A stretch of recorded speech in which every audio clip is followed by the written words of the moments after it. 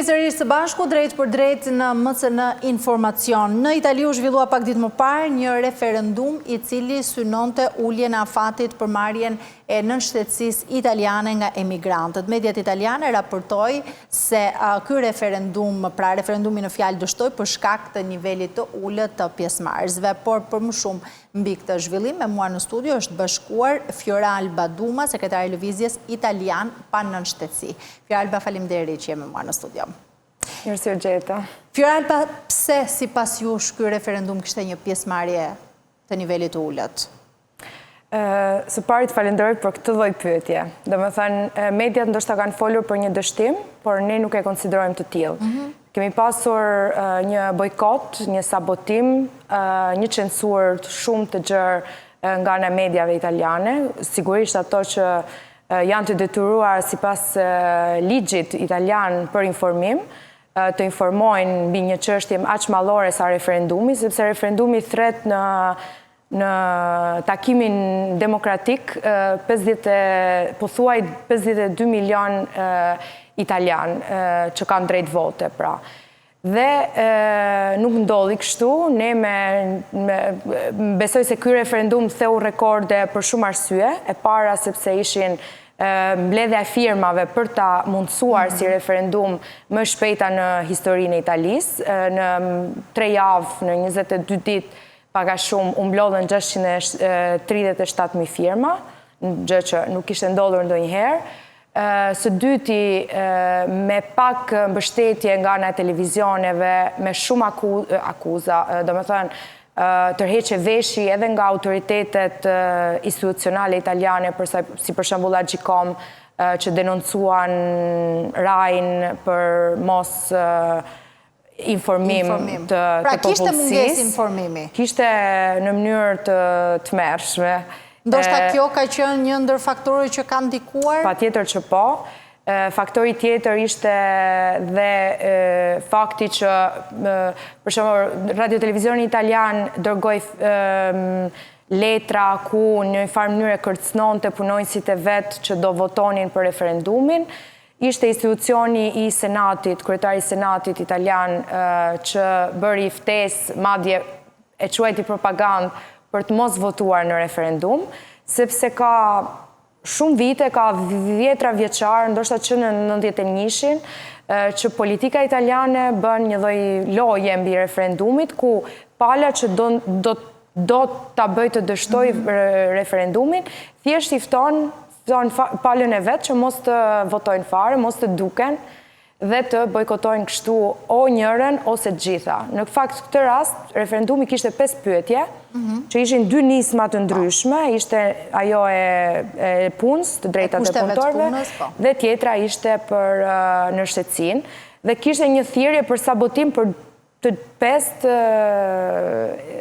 pyetjet. Po interesi i emigrantëve pra përpos ndoshta në thonjza këtyre kërcënimeve që kanë marrë për ta bojkotuar, si ishte interesi i emigrantëve? Kishin ata interes për të votuar kishte angazhim, këtë referendum? Sigurisht që fakti që shoqata ime Italian pa nënshtetësi, Italiani senza cittadinanza, ishte ndër promovuesit e kësaj nisme që para se të bëj publike, gjithashtu dhe koordinimi kombëtar i brezave të rinj italian, që është një prej organizatash ku edhe aty ka shoqata të ndryshme brezit të dytë migracionit, dhe gjithashtu dhe shumë këshilltar bashkiak, për shembull që kishin origjinë të huaj, shoqata shqiptare, shoqata e avokatëve shqiptar ishte pjesë e komitetit kombëtar, kishte interes.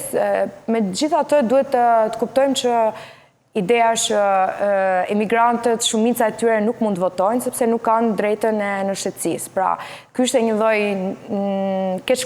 si them, absurditeti ndoshta i këtij referendumi, sepse unë isha një ndër personat më të angazhuar në komitetin kombëtar dhe nuk kisha të drejtë votoja. Isha pjesë koordinuese, isha koordinatorja e votës së diasporës italiane në botë, dhe vetë nuk mund të votoja dhe vetë nuk kam votuar asnjëherë në Itali. Kështu që është një kështu e çuditshme, pra një nismëtare një person që është shumë i interesuar që kjo gjë të bëhet dhe nuk ka të drejtën për të votuar. Por kjo, Fioralba, nuk është se ishte vetëm për emigrantët shqiptarë. Sigurisht që ishte për gjithë emigrantët nga vendet të ndryshme të botës që jetojnë në Itali. Por, a ka shifra konkrete se sa emigrantë shqiptarë janë sot në Itali që janë pa nënshtetësi italiane, pra jetojnë, punojnë atje ndoshta prej vitesh? Po, shqiptarët janë komiteti i dytë i huaj në Itali, janë gjithashtu komiteti që preket më shumë përsa i përket të riadhesimeve, sepse nuk marrin, bëjnë kërkesë për azil dhe nuk i pranohet, ose të miturit e pashoqëruar gjithashtu janë ndër komitetet e para, janë ndoshta edhe ndër komitetet më të mëdha që kanë marrë në shqetësinë tashmë. Por shifra përsa i përket atyre që nuk e kanë në shqetësinë, por kanë leje qëndrimi, pra janë imigrantë të rregullt në Itali, është rreth 500.000 persona, 500.000 veta. Pra pa nënshtetësi. Pa nënshtetësi, po. Po interesi i emigrantëve nga shtetet ndryshme të botës, si ishte për këtë referendum? Pra jo vetëm i shqiptarëve. Po. Jo, kjo është si organizata ime, si referendumi, sigurisht që ishte bërë në një mënyrë bashkëpunuese me pjesëmarrjen aktive të shumë shoqatave të ndryshme ose komuniteteve të pa organizuara. Ka pasur angazhim të komuniteteve ukrainase, bangladeze, rumune sigurisht, megjithse rumun për shembull mund të themi që nuk ishin të prekur nga një ndryshim eventual i referendum i ligjit. Të gjitha komunitetet kanë vepruar në mënyrë të pandar nga njëra tjetra për të mirën e kësaj, dhe siç përmenda përpara ka dhe këshilltar bashkiak që janë me origjinë të huaj, që kanë një origjinë tjetër dhe që janë angazhuar në këtë nismë. Shoqata ime ka disa komunitete brenda, pavarësisht se shumica janë rritur, si themi, në Itali, përveç se mbas edhe kanë lindur, dhe ka qenë një moment shumë i bukur demokracie nga poshtë, me të vërtet nga poshtë, sepse institucionet e larta kanë bojkotuar dhe në një farë mënyrë ne themi që nuk ka humbur referendumi, por ka humbur demokracia, ka humbur demokracia e institucioneve dhe demokracia nga poshtë, sepse të bojkotosh një mundësi për demokraci nga poshtë, nga qytetari. Është vetmja formë demokracie të drejt për drejt që Italia ka praktikisht. Në fakt, për emigrantë të cilët jetojnë prej shumë kohësh, prej shumë vitesh në një vend, konkretisht në Itali, u linde drejta të kërkojnë nënshtetësinë, por nga ana tjetër për të kuptuar se çfarë kufizimesh kanë emigrantët kur nuk e kanë këtë nënshtetësinë. Pra çfarë ndryshimi ka një individ në jetën shoqërore, në punë, kudo, çfarë kufizimesh i vinë nga mospasja e kësaj nënshtetësie? Po. Së pari ka kufizime në punë. Për shembull, gjitha profesionet që lidhen me ministrinë e brendshme, të jashtme, ose të arsimit, kanë ato kufizimet e tyre në varësi të mënyrës se si aplikohet ligji. Përveç ligjit, faktikisht, një kufizim shumë i madh është edhe mënyra se si aplikohet ligji, se si interpretohet në rastet veçanta. Ne si organizat kemi pasur, më duket në mars, kemi fituar një hedhje në gjyq, një padi që i kemi bërë Ministrisë së Brendshme italiane, sepse kishte bërë një thirrje për një konkurs të hapur për 1200 vende pune, ku kërkoheshin disa gjuhë të ndryshme, por kërkoj edhe nënshtetësia italiane, jo europiane, italiane. Ndërkohë që drejtimet, udhëzimet e Europës thonë që në qoftë se nuk është një rol drejtues brenda Ministrisë Brendshme, ose të jashtme, në diplomaci, ose në botën e arsimit, atëherë mund të, ose të mbrojtje, sigurisht, pra në institucionet e vendit? Në institucionet që kanë lidhje me sigurinë kombëtare, kërkohet pra kjo nënshtetësia, ama në qoftë se vendet nuk janë drejtuese, sigurisht një përkthyes që di arabisht, frëngjisht dhe anglisht, në momentin që ti e kufizon vetëm pasaport italiane, atëherë po bën një shkelje dhe ne fituam gjyqin. Dhe kjo tregon edhe sa e vështirë është kur ti duhet si Davidi, duhet të luftosh kundër një Golias që është Ministria e Brendshme.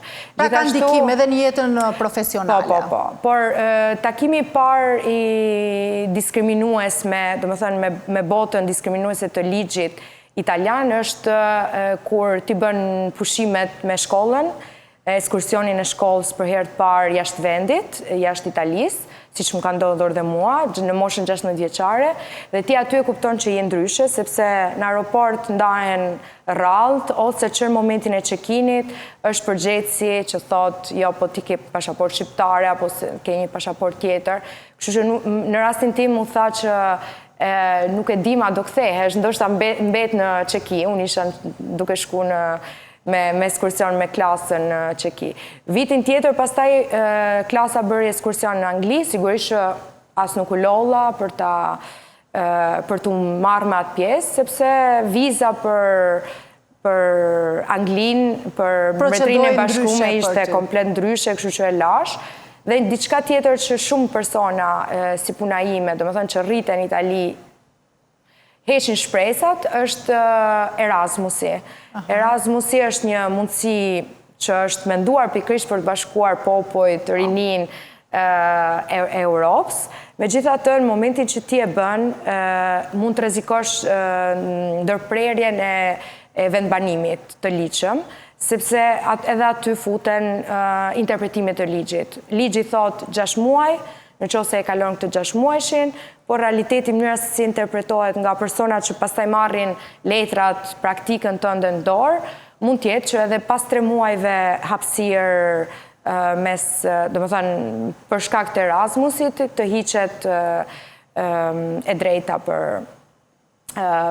të marrë në shtetësinë. Kjo, Italia ka këtë diskriminimin, që janë për personat që kanë një pasaport europiane janë 4 vite, për personat që nuk janë brenda Bashkimit Evropian nga pikpamja në shtetësisë, janë 10 vite. Këto 10 vite duhet jenë të pandërprera, të ligjshme. Pra, duhet jesh, nuk është thjesht të jetosh në Itali, është të kesh vendbanimin në bashki, ta kesh të regjistruar. Dhe këtu ka ndodhur shumë shpesh edhe që për shkak të momentit kur je student, që kërkon një shtëpi të re, studentash, afër universitetit mbase, aty ka ndodhur shumë parregullsi dhe kanë humbur atë vendbanimin e ligjshëm, pavarësisht muajt, sepse këtu flitet edhe për muaj, dhe kanë humbur, i është dhënë përgjigje mbas 5 vitesh nga kërkesa dhe i është dhënë negative. Ka shumë... Pra ndikimi, le të themi, është gjithë përfshirës. Në të gjithë jetën shoqërore, profesionale, qoftë në shkollë, në fillime, por edhe në gjetjen e një vendi pune mëtej, ka kufizime kur nuk ke në shtetësinë italiane. Fioralba, çfarë do të bëni më pas? Pra pas bojkotit, dështimit, ta quajmë si të duam të këtij referendumi të kaluar, cilat janë hapa që ju do të ndiqni edhe në fakt si procedohet mëtej? Atëherë, ligji italian thotë që në momentin që ti bën një referendum dhe nuk arrin quorumin ose quorumi është negativ, përgjigjja ndaj e popullsisë është negative, nuk ke të drejtë të kërkosh një referendum tjetër për 5 vitet e ardhshme mbi këtë temë. Sigurisht ne bëm një test, nuk e bëm thjesht për sport, për hobi, ne u numruam praktikisht. Ne dim që Italia ka 5 milion të huaj në total, e dim që rreth 1 milion e 200.000 janë ato që janë të rinj, fëmijë, ose tashmë të rritur si puna ime që janë rritur pranë Itali, që janë brezi dytë, pa në shtetësi në këtë rast. E dim që ligji do të bënte shumë të mira në qoftë se do të ndryshohej në këtë rast, mund të prekeshin nga një maksimum i 2 milion persona në një minimum prej 200.000 persona, si pas studimeve. Megjithatë, do ishte një mirë për gjithë Italinë. E vërteta është ne kemi pasur 9.750.000 persona që kanë votuar për po, që duan një ndryshim të reformës në shtetësisë, dhe kjo është një gjë që gjithsesi është një fitore për ne, Dhe gjithsesi ne do mundohemi që gjithë këto persona t'i dëgjojmë dhe të vazhdojmë rrugën përpara. Ka shumë punë për të bërë. Sigurisht, si që thash përpara, nuk kemi filluar një referendum për të numëruar sa persona duan reformën. Sigurisht që ka shumë të tjerë që nuk kanë pasur dieni për referendumin, nuk kanë pasur kushtet, ka pasur pa rregullsi edhe te drejta votës aplikuar, edhe për sa i përket diasporës kemi denoncuar pa rregullsi që nuk kanë ardhur zarfet në momentin e duhur e tjerë. Megjithatë ne po e bëjmë për të ndryshuar jetët e personave që preken nga mungesa e mbështetësisë dhe do të vazhdojmë. Ka një politik kundër emigrantëve në Itali? Ka një politik që zgjat rreth, ka 33 vite që po zgjat kjo lloj politike, që ndoshta është mungesë politike ose ndoshta është... Çfarë ka ndryshuar në gjithë këto vite? Flasim konkretisht edhe për emigrantët shqiptarë, se aty është edhe interesi më i madh. Çfarë ka ndryshuar në gjithë këto vite në Itali, në politikat e emigrantëve? Pra si është situata sot e emigrantëve shqiptarë atje? Sigurisht që emigracioni shqiptar në Itali ka jetuar faza të ndryshme. Pra është ndryshe emigracioni që kemi përjetuar në vitet 90 dhe ndryshe është emigracioni sotëm.